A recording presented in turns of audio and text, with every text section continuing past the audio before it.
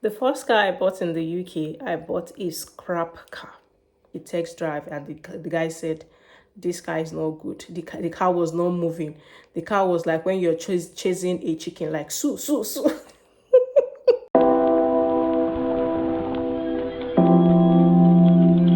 Hi guys, you're welcome back to my channel. My name is Omowumi, and if this is your first time here, you are welcome.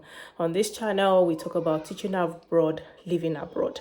So you might want to, as a teacher in the United Kingdom or any other profession, when you get into the UK, buying a car might be very important for you to be able to commute to your school, especially for some teachers that started off as supply teacher like I am. When I was moving around, some of you must have seen in the videos whereby I taught in the village. I taught in several schools in the United Kingdom, several cities in the United Kingdom, and several villages as well in the United Kingdom. So moving around, getting on the bus was not very convenient it was not even convenient at all. Yeah, it was not convenient for me at all. So getting a car as at that time would have been a very good opportunity for me, like, because I go to villages as far as 45 minutes to where I live, as far as 1 hour to where I live by drive. So waiting for the bus, sometimes I miss my bus, sometimes I will have to call my agency that I'll get to the school late, sometimes I'll have to leave home as early as 6 so that I can get to the school on time and not to be late, because that impression matters a lot. You getting to the school late, that's a bad impression, especially maybe on your first day. That's a very bad impression. So sometimes I leave home at 6 a.m. to get to where I am going because I was going to go through a bus. But if I had a car, probably I'll just leave like 1 hour to the school resumption time and I'll still get there on time. So buying a car or getting a car is very, very important in the United Kingdom. It's not a luxury, it's a necessity. Yeah, it's not a luxury, it's a necessity. Is what you would need in the long run. Fine, if you come in newly, you might still before you save up to buy your car, you might still, like the public transport, I mean, like the bus, and maybe get a taxi. And taxi is expensive, it's not that cheap. Sometimes there was a time I was in a school which is about 30 minutes drive from where I live, and I paid £30 to and fro, which is how much are they even paying me? How much is my agency paying at that time that I used that amount of money for taxes? But if I was driving, I cannot spend so much. That's around £60 per day. Sometimes I'll take the bus back, take the taxi to the school, and then take the bus back. But if I have my own car, or if I had my own car, I would just buy fuel and then I would drive down to the school, which would save me cost. Yeah, I can't in a day, I can't spend £60 for to and fro to the school. It's not possible. Yeah, pata at £10. Yeah, but it is what it is at that time. So yeah, so buying a car, you have to be very careful. Very, very careful. It's just like buying a house. It's just like buying a phone. It's just like buying, especially when you're buying a used car. It's just like buying an old built house. It's just like buying a used phone. So anything used, you have to be very, very careful. So at some point, we just thought about it. Okay, we want to get a car. It's high time we get a car as a family, and then that would actually make my easy for me to commute around when I learn driving. Or even if I've not learned driving, yeah, someone that can drive in my household can still take me through and fro from work if possible. But it would actually reduce the cost of course, taxes. So yeah, we decided to get a car.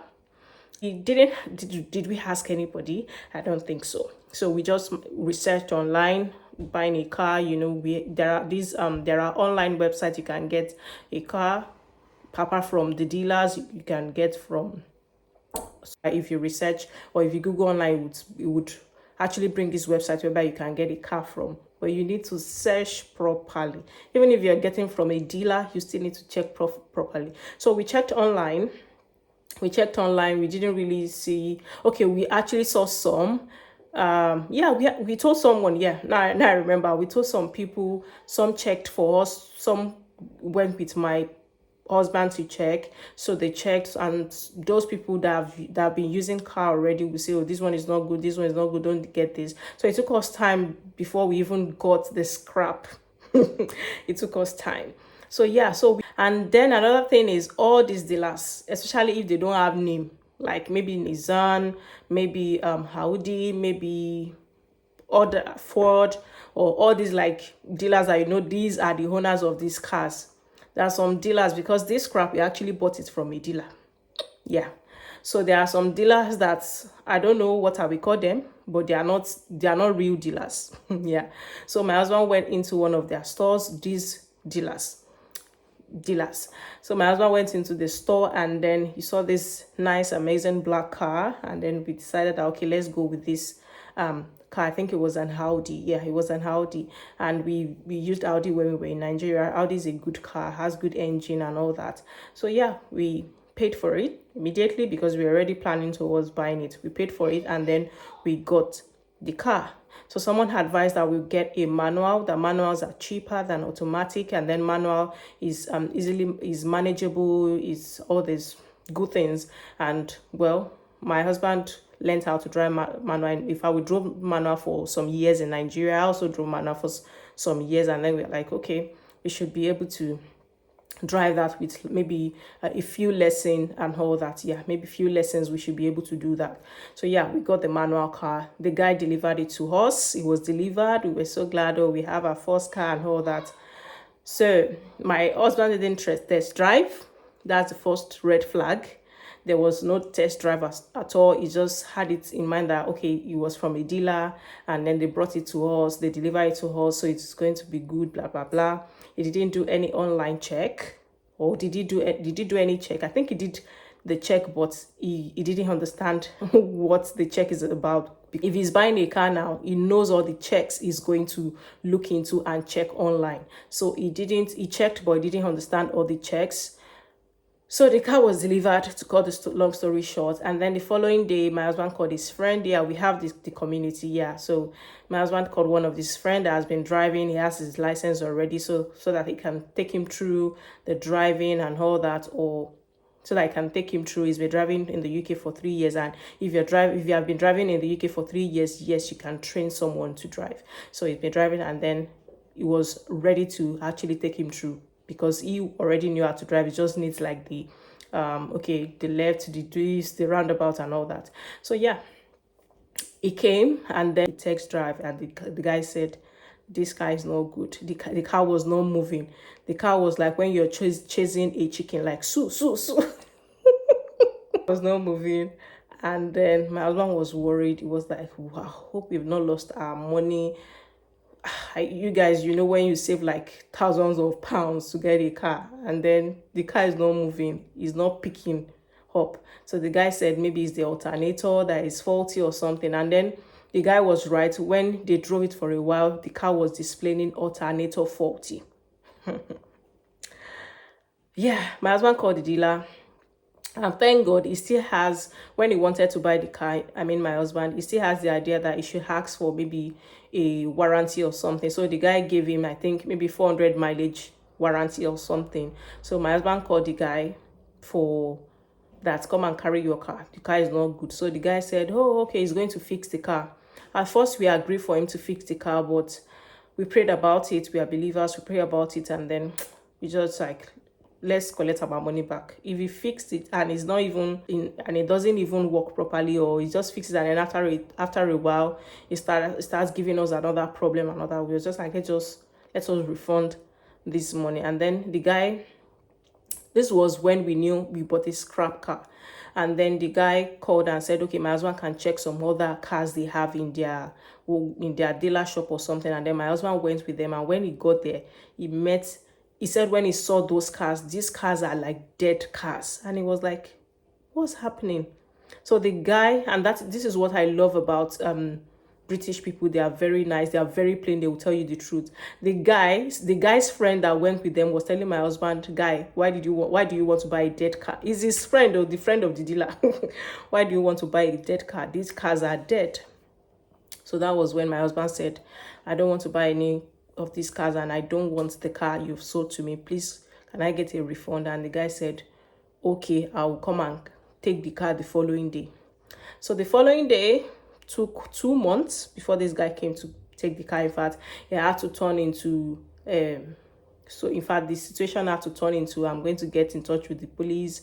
I'm going to get in touch with because they also have like a community whereby the dealers. So my husband found out about that and reported the company to the community and all that. So they contacted them, and then, well, after 2 months, our money was refunded. The car was, in fact, when my husband called me, I was at work, that they already came to to take the car. I was so happy. The money was refunded, and then we now sat down. We now thought about it. We now consulted friends. We consulted friends that have been here for more than 5 years, how they got their car. There's a place, I think Total Check. There are places you can check for cars online to know the history of that car, to know if you have failed MOT before, to know if it has engine leaking. Even, yeah, the scrap car I told you about before, God. When my husband checked, when he knew how to check, when he checked, the car safe has engine leakage. Oh God. It would have been a very, because I have friends that have scrapped their car, like scrapped, that they will give them, they will buy cars of £4,000 and then they will give them £150. And then they will give them £200 because there's something wrong with the car that is not fixable. Or even if you want to fix it, it's going to cost you a lot. So they will just prefer to scrap it and then get another car, guys. So if you're just coming in, please consult people, please check online, please don't rush. Even if you have the money, don't rush to consult people that are already in the UK, that have used that have used cars. They'll be able to tell you how you can get a car without a problem. Or you could go to dealers, go to Nissan if you have the money. If you have the payment, go to these dealers, go to Nissan, go to Audi. This is not sponsored. Go to these dealers, so that Hyundai, go to Toyota, yeah, go to these dealers, and then you'll be able to buy your car directly from the dealer. And if you're buying directly from the dealer, it's going to give you like a year warranty, and you can even have like 2 years warranty. You're going to pay for it though, but you have a year warranty, which is free. So if anything happens to the car within 1 year, you're going to return it, and then they're going to give you another one, or they give you your payment back, which is not going to be back and forth like the one we experienced. So it's just best you go to like registered dealers, yeah, like registered dealers, and get your car. Or even if you're getting a used car, get someone that knows about car to check that car for you. Check online, and let me tell you, sometimes MOT will even deceive you, because this car we talked about they just did the MOT. I don't know how it happened. I don't want to talk about it. They just did the MOT. So the MOT can even deceive you. So how did the MOT not see that it has engine leakage? How did the MOT not see that it has alternator faults?